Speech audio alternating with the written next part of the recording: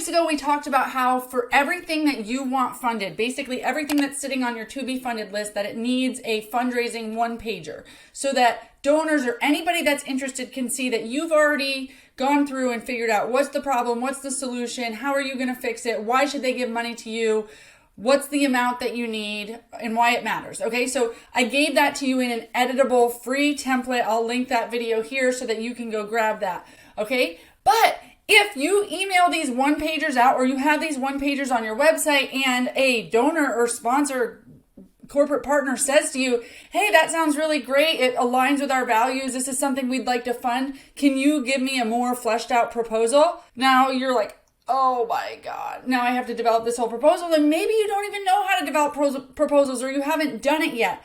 So what I'm giving you today is a free proposal template.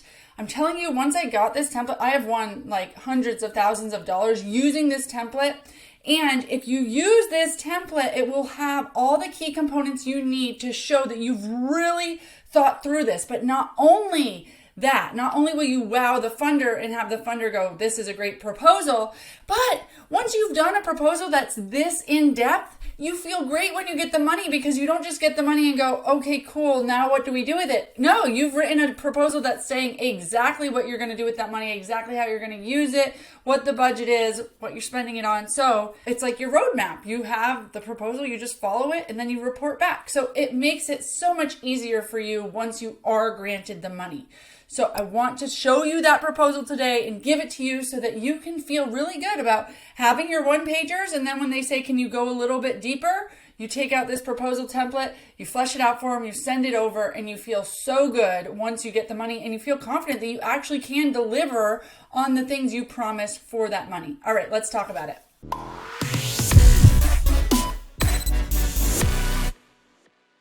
Welcome to episode 53 of For Purpose Live, where I help you get clear, get focused, and be impactful by showing you how to step fully into the calling that you've been given without taking on that common narrative that nonprofits have to struggle. That's right. Together we can get you in your sweet spot using your strengths and your talents to serve this world and build a movement for your mission simply by living for purpose, on purpose. I'm Rebecca Britt, your host, and today we are talking about proposals because when somebody says to you, hey, I'd like to give $100,000 to this thing, or hey, I would really like to fund something for you, can you write up a proposal?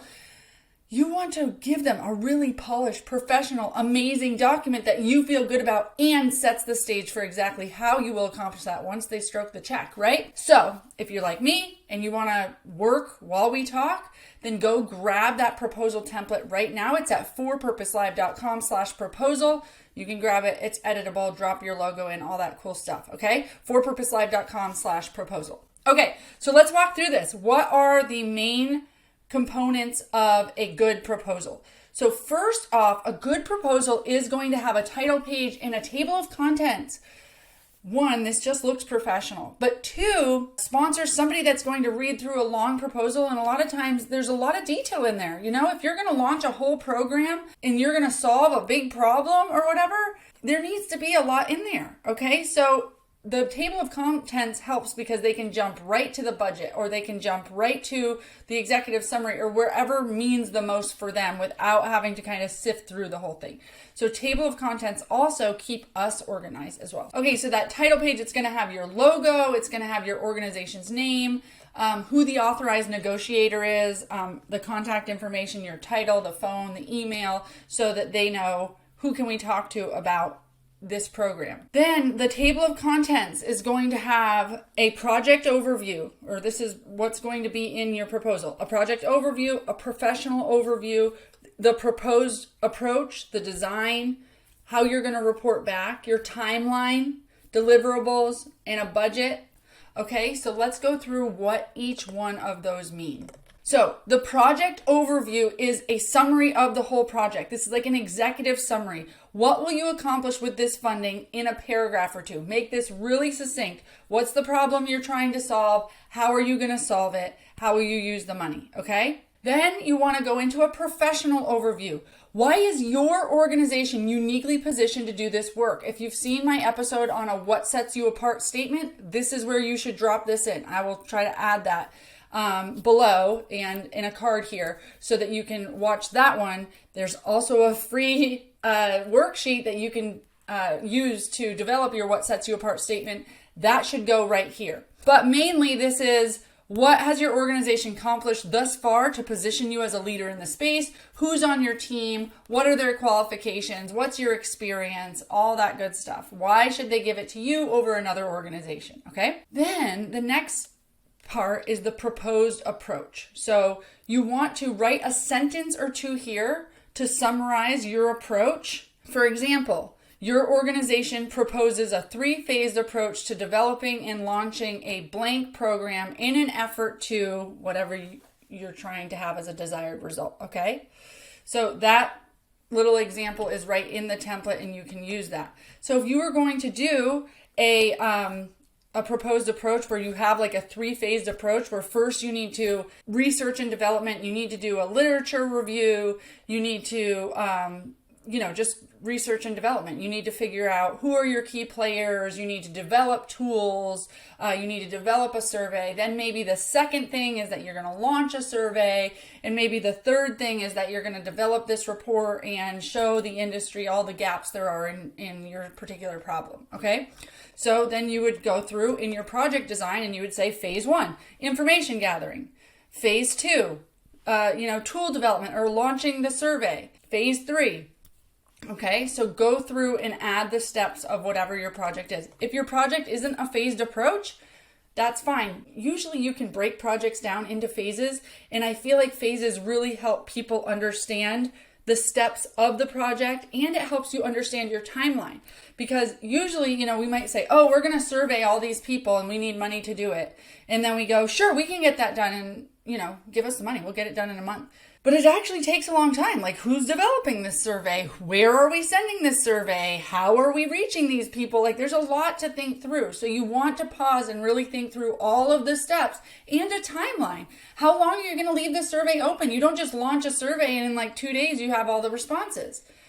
And maybe you need to keep tickling people, like saying, promote the survey over and over and over again for 4 months. And then after 4 months, you'll have enough responses. So you really need to think about, how long is this going to take? That's just for a survey project, but you may be launching a food bank in your area. So maybe there's time where you need to secure the donation, like you have to develop the marketing materials to get the donations of the food. Maybe you need to make strategic partnerships. Then maybe you need to build out the actual food bank pantry area in your location.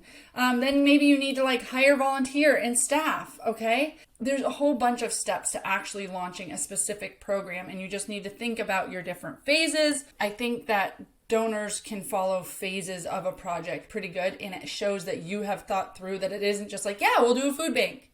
They want to see the how, the tactics, the strategies in there, okay? So really with your proposed approach, make sure your design is well thought out, okay? Think of everything.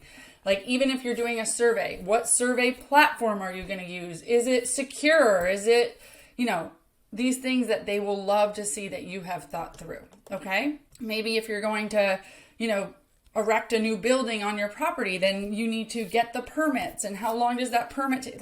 Allow them to see that you've thought through it all. Okay, the next section is reporting. This is so important because a lot of people say we're waiting to hear from the funder how they would like to be reported back to. No. This is the part that the funder will love the most. The fact that you're saying, this is how we will report back. This is how you will know we are on track and that we're being impactful and we're spending your money the right way. So you can set this whatever makes sense for your project. This could be quarterly. This could be at the end. This is where you want to include your metrics. I have a worksheet on metrics that matter. If you go to my website, forpurposelive.com, you can scroll down to the bottom. I've got free worksheets, okay? So if you have developed metrics that matter, which metrics that matter for me are ones that talk about how much you did, how well you did it, and is anybody better off because of it, okay? So we don't just want how much, we want how are you tracking progress of how is anybody better off because of this? So if you go grab that worksheet, you can come up with some KPIs for this proposal, drop them in here. Say, we expect 100 people to come through the food bank within the first 3 months. So if that's the truth, then you need to include in your timeline 3 months for it to be effective and 3 months for you to track how many people come through before your grant period can end. So even if the grant, the $100,000 covered you to develop it and market it and build it, all the money's spent, okay? But now people are coming through the door and you need 3 more months on the grant funding period so that you can track the impact, how many people came through, okay? And then you might want other metrics about like how satisfied were they? How many people returned? How many people said that this was a meaningful resource in their community? Okay, so you can come up with certain quantitative metrics so that you can report back the impact that their dollars had. Drop those in the reporting, say we're going to report this metric, this metric, this metric, and we will report which metrics at which time, okay? So maybe if it's a 3-phased approach, maybe you're going to have 3 reporting periods. You get to come up with them, but they see that you are thinking about reporting, you're thinking about accountability, and you are going to do what works for you. If nothing, like if the whole first part is like, you know, research and development and launching and there's not much to report, then don't have a reporting period then. Really think about it. Don't just say we'll report quarterly. Really think about when would it make sense for me to report back? When would be enough time for me to actually tell you something meaningful, okay? Then your timeline. So what's your timeline for the key activities? So you've thought through your approach and now you get to get pretty tactical, okay? So in the template, I show you like, you know, I usually go through quarters, but maybe this would be like just in 1 month. Maybe you do week 1, we're going to do this, this, and this. Week 2, we're going to do this, this, and this. So I literally do week 1 or September through October or October through December of this year. And underneath the date, I just do bullets. We're going to have a kickoff meeting. We're going to develop a survey testing group. We're going to actually develop the survey. We're going to do a pre-screening tool development, like whatever all the things you need to do in that time period. Then, you know, from October to November, we're going to launch the survey. We're going to collect responses. We're going to assess preliminary findings. We're going to deliver raw data. Whatever your chunks of time. Week 1, we're going to do research and development. We're going to reach out to strategic partners. Like whatever you need to do, just have the time frame, bullets underneath of the key activities you're actually going to do. And that will help you understand, like, is this enough time to do all these things? Remember, if you're getting groups together, making strategic partnerships, getting councils together to inform the project, just remember that it's not just dependent on your time, relying on your time. You're relying on people to, like, if you're going to develop strategic partnerships and you put that in 1 month, well, you need to like send out initial emails, make initial phone calls. You need to develop maybe the value proposition that you need to send those people. So there's a lot that goes into even before you can reach out to a strategic partner. What are you telling them? What's the benefit of them coming to you? You need to think all that stuff out. So you can put in as many tactics here as you need to show that there's a lot of work that goes into this. And this is going to help you in your budgeting piece, because the more tactics, the more things that need to get done, the more things you can charge for. And then we go into deliverables. So what deliverables are they going to get? Are they going to get raw data? Are they going to get survey results? Will they get a report? Are they going to get pictures and stories? Like, what are they going to get? What's the deliverable? Maybe the deliverable is that the food pantry is launched, that a building is erected, and you're going to tell them it's done. Okay. So whatever the deliverables are, these are usually like tangible items. Okay. So in the actual survey results, you're actually going to send them something. You're going to send them a report.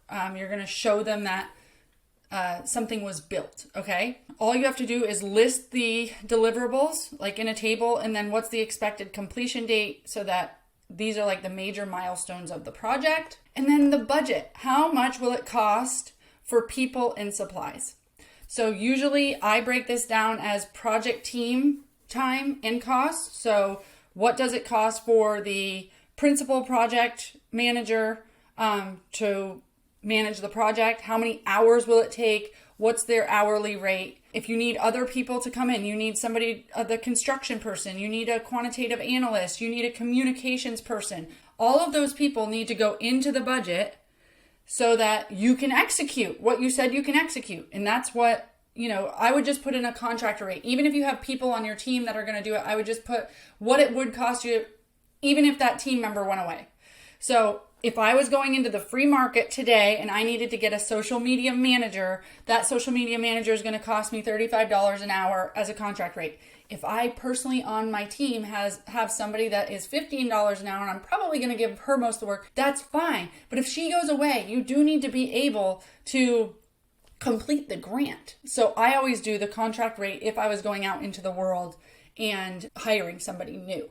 Quantitative analysis, a construction person, whatever you need to put all of their time and their work into it, okay? And then there's other costs. Are you going to travel? Do you have program supplies that you need to buy? Is there, printing and just every cost that you can imagine, okay? And then usually there's also some indirect costs that you can charge for. Sometimes it's like, there's usually a rate, like 11% of the whole amount you can charge for. And these indirect costs are things like, keeping your lights on, all the infrastructure you have that's already there to run your business. Like, when you're dealing with grants, you have an accounting manager and you have to have somebody take that money in, and all those things cost you money to upkeep. So a lot of time there's kind of like an indirect 11% or 12%, 15%, whatever the grant says you're allowed to do, or the funder says you're allowed to do, that you pad in there for indirect costs, because there are going to be costs associated with this grant that are indirect. It's like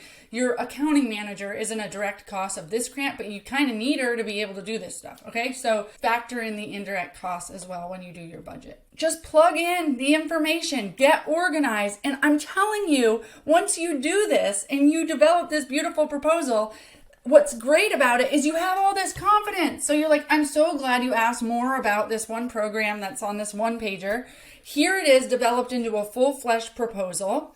And now, not only do they know what you're going to do, but you know what you're going to do. You don't know how many times I've worked with nonprofits that do get $100,000 to do something, $50,000 to do something, and then when I say like, oh, what's the grant say? What's the proposal say? And they're like, there wasn't really one. It was like a paragraph, and we don't really know what we're going to deliver on. We don't even know what we're really allowed to use the money on. And then it's like, okay, and honestly, that to me says the funder's kind of disorganized too, so it probably doesn't really matter what you deliver on. But don't you want the money you don't just want the money.